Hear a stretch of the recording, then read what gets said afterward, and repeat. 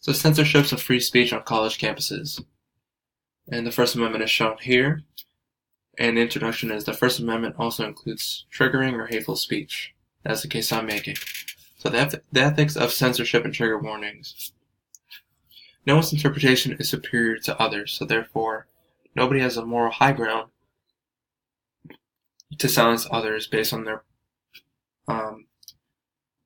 perspectives on what that person is saying or may deem to be that speech to be offensive.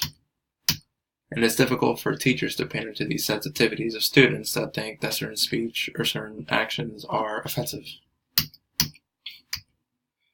The scholarly article writer Jack Haberson's experience includes one that he taught a Holocaust class in which he showed the film The Night and the Frogs, which is a gory film about the Holocaust. And the Holocaust is a very gory class, it's very traumatic, and students were not comfortable with the film. But the thing is that the professor, the scholarly writer, didn't want to give trigger warnings because it would strip away the experience of the students to grasp with their discomforts of the film. And former Harvard lecturer Randy Niddle's experience was one that she supported and was an advocate for trigger warnings. So when she showed this film that is shown in quotation marks, there were two students that cried and left. Another student approached her afterwards and asked her how her first interpretation of African Americans in a film that depicts a young African American boy with an older woman, which is statutory rape, could be like that. And which is very ironic because the professor is a volunteer at a rape crisis center, so she's obviously not an advocate of rape or otherwise. So notable because of the traumatic experience that some students claim they had, she set up pre-film discussions for the students to talk about the discomforts. And then same thing happened, so a step further, when she showed the wire, so she went a step further and sent an email about what would be shown in class before class, and if students were uncomfortable, they could skip. And they ended up skipping, taking advantage of it, and then Niddle eventually left teaching. And censorship on college groups. Young Americans for Freedom were told by Penn State that they couldn't include the word God in their mission statement when talking about God-given rights, talking about the Bill of Rights, which is ironic because they did it on the grounds of religious discrimination while discriminated against their religious beliefs. The First Amendment, the first part of the First Amendment is shown here. So negative effects on coddling students. Psychologist Jonathan Haidt found that students were unable to cope with everyday issues when doing a report including the help center of a university on their call lines. And these are the instances.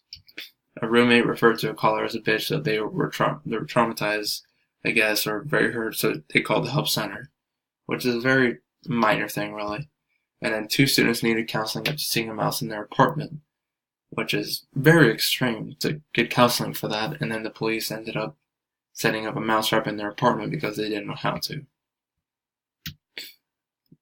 And then overreaction by administrators. The president of Valdosta State University expelled a student because a student didn't like the building of a new parking garage on environmental grounds, and on a personal social media account referred to it as a Zachary Memorial Parking Garage. And the president took that as a death threat and expelled the student, while the staff of the president told the president that he was overreacting. Either way, the president told the student that he had to get off the campus in 48 hours. Reasoning for censoring speech many times is PTSD. And the justification is that in order to protect people that PTSD, some speech has to be censored. While on a moralistic level, it's questionable. There's a minuscule percentage of the college population that has PTSD. The national average for everybody in the United States is 7%. That includes vets, people that are traumatized, kidnapped, and raped. It's not to say that people in college haven't gone through that, but it would be less population than 7. So it's a very minuscule population to encompass or make a whole curriculum and culture out of. It infringed on First Amendment rights. And an example of students needing professional help and not just trigger warnings was a time when one of the article writer students were hospitalized for reading LGBT text for a college course. I'd imagine they exhibited self-harm or something along those sorts. But those are people that need professional help, not just trigger warnings. And safe spaces is another controversial topic. It's an area in which opinions are banned and only certain opinions can be shared, so it doesn't challenge intellectually what a student thinks about the world. And it doesn't allow students, like I said, it doesn't allow for challenging opinions, which college is meant so you can further yourself intellectually and socially, but you can't do that if you're in a bubble of opinions. And it leads to a lack of preparedness in the world where one would interact with a boss that isn't so nice, and then they aren't prepared for those instances. There were events in which right-wing speakers were kicked off campus. Well, one in this instance. So Milo Yiannopoulos is a British writer, and he's also a speaker and a prevalent voice amongst conservatives. And his event at UC Berkeley was canceled by rioters that caused $100,000 in private property damages. There were Molotov cocktails thrown, and it was, to say the least, a bit crazy to keep a person from speaking.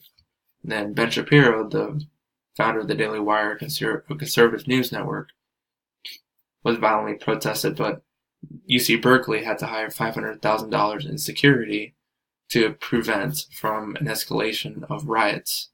And fortunately, Ben was able to speak, but it's pretty absurd that the university has to hire $500,000 worth of security in order to allow someone to speak. In the logistics of censorship, only 19% of higher education professionals agree that it is safe to have unpopular views on campus, which is a bit alarming, since, from my experience, professors should be open to the ideas of debating opinions and the sorts in class, especially when they're controversial topics. And Pew Research showed that 40% of millennials support limiting free speech, and they're the next generation. You would think that it is beneficial to allow people to speak, and then the best ideas to rise to the top and the bad ones to not. But 40% of them agree that giving a certain group or a government power to limit free speech on pretty much perspectives is okay, which is also a bit alarming. And the conclusion is that censorship has only resulted in negative events and weakened the mind of millennials. The millennials are weaker than they have been before. They're unable to deal with daily struggles. It's resulted in $900,000 lawsuits in the case of the Zakari instance, because the student filed a suit against the university and won. And overall, it's just a better solution to allow people to speak